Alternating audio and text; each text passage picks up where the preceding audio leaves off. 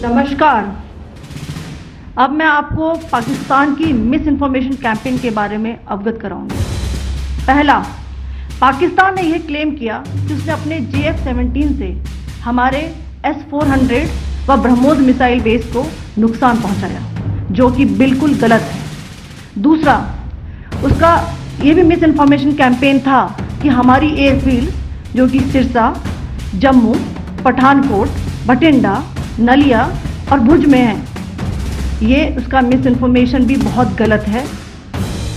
तीसरा, पाकिस्तान के miss information campaign के मुताबिक हमारे एम्यूनिशन डंप जो चंडीगढ़ और बियास में है उसका डैमेज हुआ, यह भी बिल्कुल गलत है।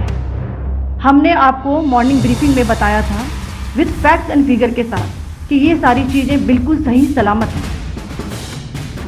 अब मैं आपको बताना चाहती हूँ कि पाकिस्तान की एक प्रेस कॉन्फ्रेंस में ये बात की गई थी कि उनके सीनियर मिलिट्री ऑफिसर्स जो कि पूरी तरह से ये भ्रामक हैं और तथ्यों से दूर हैं कि पाकिस्तान की ओर से ये झूठा आरोप भी लगाया जा रहा है कि भारतीय सेना ने मस्जिदों को नुकसान पहुंचाया।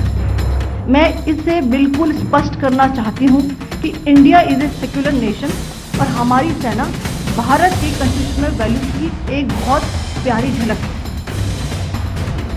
इंडियन आर्म्ड फोर्सेस ने पाकिस्तान को बहुत भारी नुकसान पहुंचाया, उनके मिलिट्री इंफ्रास्ट्रक्चर को, चाहे वो लैंड एसेट्स हो या फिर उनके एयर एसेट्स। यही नहीं, इंडियन आर्म्ड फोर्सेस ने पाकिस्तान की एयरफील्ड स्कर्दू, जकोबाबाद, सरगोदा और बुलारी को बहुत नुकसान पहुंचाया।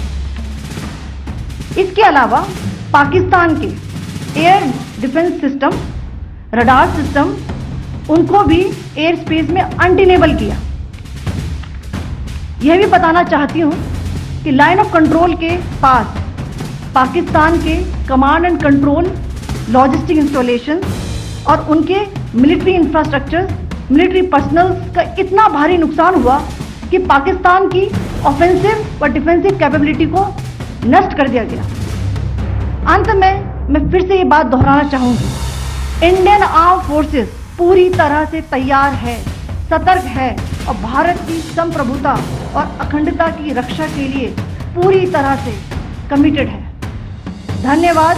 जय हिंद।